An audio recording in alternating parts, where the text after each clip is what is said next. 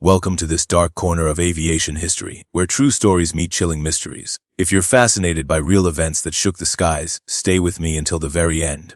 Don't forget to subscribe and share, because tonight we uncover the terrifying truth behind Flight 143. In the world of aviation, every second in the air is calculated, every movement planned, and every system engineered to perfection. Yet history has shown that even the most trusted machines can fail in ways no one ever expects. On July 23, 1983, passengers boarded Air Canada Flight 143 for what should have been an ordinary trip. The route was routine, the aircraft was familiar, and the skies above North America seemed calm. But what began as just another flight turned into one of the darkest and most chilling chapters in airline history. At 41,000 feet, far above the earth, the unimaginable happened. Both engines went silent. For those trapped inside the jet, it was as if time froze, leaving only the sound of rushing wind and the gnawing realization that gravity was pulling them down.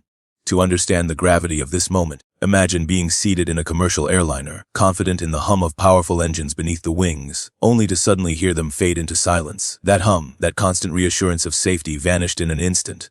The cockpit went dark, and so did the hope of many who realized they were powerless against the vast sky. This was not a minor mechanical error, nor a turbulence scare. It was total engine failure at cruising altitude, something most passengers and even pilots never expect to face in their lifetimes. In those chilling minutes, fear was no longer abstract. It was real, palpable, and suffocating. Every passenger, every crew member knew the odds. Jets are not meant to glide like birds, especially at that height and speed. And yet here they were, staring into the abyss of the unknown. The pilots, though trained for emergencies, had entered uncharted territory, an event so rare it almost seemed impossible. It was not just a test of skill, but a test of survival. For those watching from the cabin windows, the world below looked both close and unreachable. Families clutched hands, strangers whispered silent prayers, and an eerie stillness consumed the aircraft. The normal chatter of a long flight disappeared, replaced by sobs, silence, and the deep understanding that life could end at any moment. Above America's skies, a modern marvel of engineering had turned into a powerless glider, its fate uncertain, its future written in the decisions made in the cockpit. This incident was more than a technical failure. It was a terrifying reminder that even with all the advances in aviation, human lives still hang by threads thinner than we often imagine. It revealed the dark reality of how a chain of small errors, miscalculations, and unforeseen circumstances can collide to create a disaster that seems plucked straight from nightmare. And as Flight 143 lost both engines at 41,000 feet, the world watched a true aviation mystery unfold, a story not of machines alone but of human endurance, fear, and the fragile line between survival and tragedy. The story of Air Canada Flight 143 becomes even darker when we look at the background of the flight itself, because everything about it seemed so ordinary before disaster struck. The aircraft was a Boeing 767, a relatively new model at the time, trusted by airlines for its efficiency and range. This particular plane had only been in service for a short while, and the crew on board were experienced professionals, confident in the technology and their training. The route was simple: Montreal to Edmonton, crossing the familiar skies of North America, with passengers expecting nothing more than a routine journey across Canada. Families, business travelers, and everyday people settled into their seats, unaware that they were about to become part of a nightmare story written at 41,000 feet. Inside the cockpit, Captain Robert Pearson and First Officer Maurice Quintal took charge of the flight. Both men were highly capable, but neither could have predicted the storm of challenges waiting ahead. They reviewed their instruments, calculated their fuel, and guided the aircraft through its climb as they had done countless times before. But hidden beneath the confidence of takeoff was a deadly miscalculation, a fuel loading error caused by confusion between metric and imperial systems. This mistake meant the jet did not have enough fuel to complete the journey, and no one on board had any idea. What should have been a straightforward trip was, from the very beginning, flying toward disaster. The passengers had no reason to worry. They enjoyed the calm cabin atmosphere, the gentle hum of the engines, and the illusion of safety that comes with air travel. But as the aircraft crossed through Canadian skies, the truth was waiting to reveal itself in the most terrifying way. Unlike storms or visible damage, the danger of fuel starvation remained invisible until it was too late. This made the situation even more chilling. The very lifeblood of the aircraft was running dry, and everyone aboard was blissfully unaware. What makes this background so haunting is how preventable it might have been. A series of small oversights, misreadings, and system errors stacked on top of each other until the flight was flying on borrowed time. Aviation safety is built on layers of protection. But when those layers fail one after another, catastrophe waits just beyond the horizon. In this case, the Boeing 767's state-of-the-art systems could not warn the crew of what was coming quickly enough, leaving them trapped in a situation no simulator could ever fully replicate. Looking back, The ordinary setting of this flight only deepens the darkness of the story. It was a clear day, an experienced crew, and a modern aircraft. Nothing about the takeoff hinted at danger. Yet hidden inside the numbers, in the very fuel that powered the engines, was the seed of disaster. By the time the passengers began to sense something was wrong, Flight 143 had already crossed the line between routine and crisis. The background reminds us that disasters are often born not in storms or chaos, but in the smallest of human errors that grow silently until it's too late. At 41,000 feet above the earth, the moment of crisis arrived with a silence so terrifying it cut through the cabin like a blade.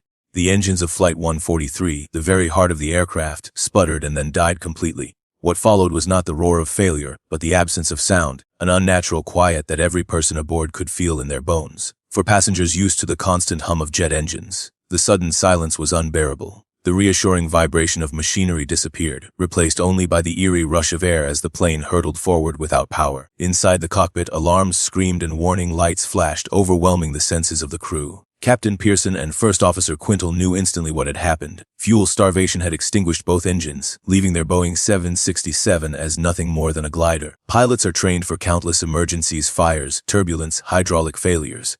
But the complete loss of power at cruising altitude was a nightmare scenario very few had ever faced.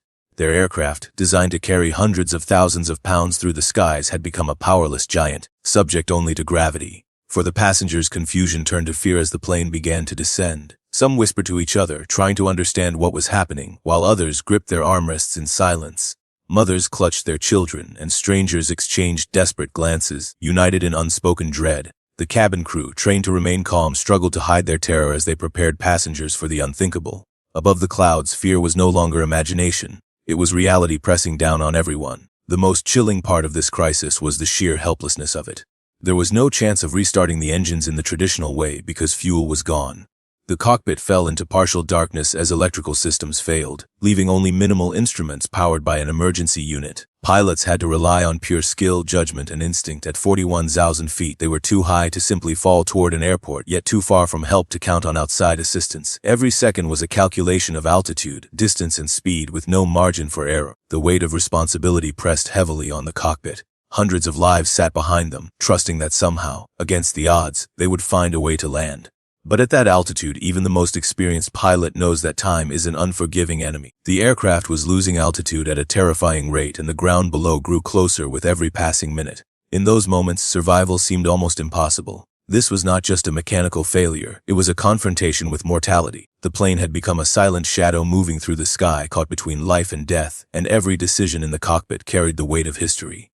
For Flight 143, the moment of crisis had arrived, and the fate of all aboard hung in the balance of human endurance against nature's cruel silence. The silence of the sky at 41,000 feet left the pilots with a challenge so dark that few aviators had ever imagined facing it. Captain Pearson and First Officer Quintal were suddenly trapped in a cockpit stripped of its power, its lights fading, its systems reduced to bare survival mode. What they had before them was not an aircraft in control, but a steel giant gliding toward Earth, with no engine thrust, no assurance of recovery, and no clear path to safety. The weight of hundreds of souls sat behind them, their fates tied to every calculation, every decision, and every heartbeat inside that cockpit. The darkest challenge was not only technical, it was psychological. Every pilot trains for failure, but most never expect the complete loss of both engines at cruising altitude. There was no manual in hand that could fully explain what to do in this exact moment, no simulator that could replicate the sheer terror of watching everything you trust in an aircraft vanish in an instant. Pearson had been a skilled glider pilot in his spare time, a detail that would prove critical, but applying that knowledge to a massive Boeing 767 was almost unthinkable.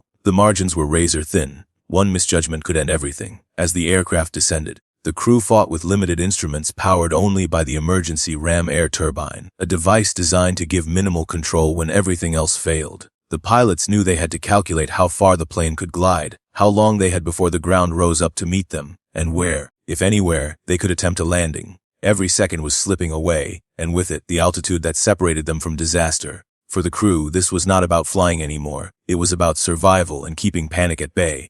The passengers in the cabin felt the descent in their stomachs, the shift of gravity reminding them that the safety net was gone.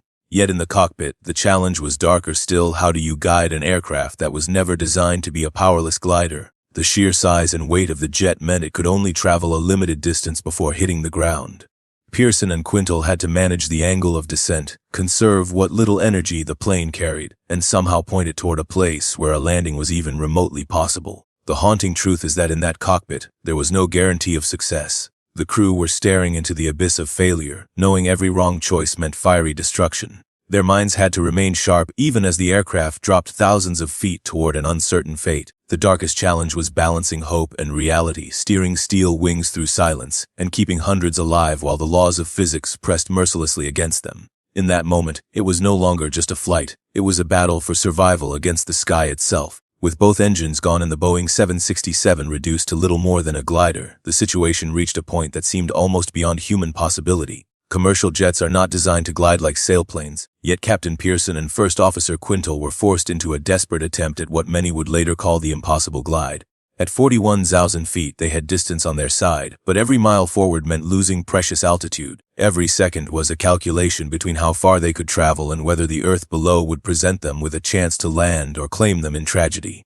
The aircraft's glide ratio became the only hope. Instead of thinking in terms of fuel and thrust, the crew now thought in terms of distance per altitude lost. A Boeing 767, under perfect conditions, could glide roughly 12 miles for every mile of altitude, but conditions were not perfect. Air pressure, speed, weight, and even the pilot's control inputs could change everything. The aircraft was heavy, packed with passengers and the dead weight of useless engines, and every minor movement mattered. This was no simulation, it was survival written in real time. Inside the cabin, the passengers could feel the eerie transformation. The roar of engines never returned, and instead, the aircraft slid silently through the sky.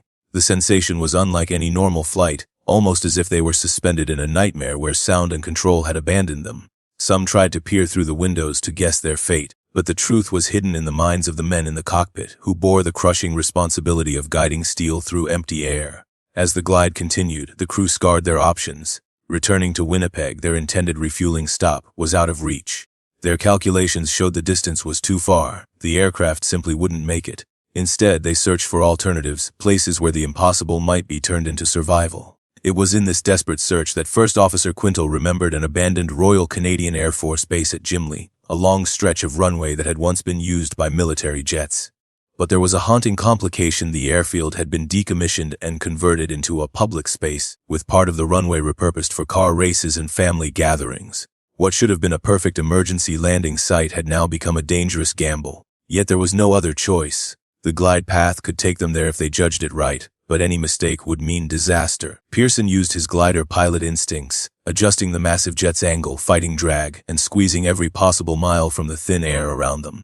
The silence of the glide was oppressive, the weight of human lives pressing harder than gravity itself. The impossible glide was not about grace. It was about survival, threading a powerless giant toward a strip of pavement that might or might not be usable.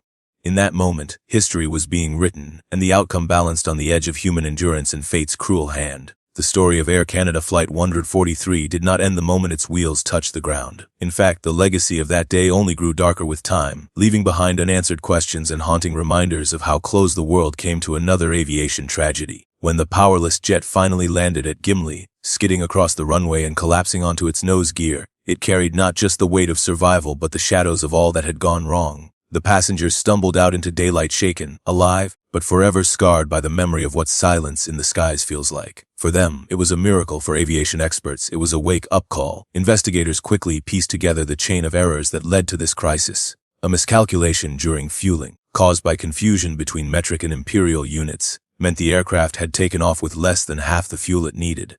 The dark truth was that the entire ordeal could have been prevented with a single corrected number, a single extra check. That chilling realization made the incident more than a story of heroism. It became a lesson in how fragile human systems can be, even inside machines designed with layers of protection. The haunting part was that no storm, no mechanical breakdown, no sabotage brought the aircraft down. It was mathematics, numbers mistranslated, precision lost in the smallest of human oversights. For the aviation world, Flight 143 became a case study, a reminder that technology can only go so far when human error enters the equation. Regulations changed. Fuel calculations were scrutinized more carefully, and systems were updated to prevent such a mistake from happening again.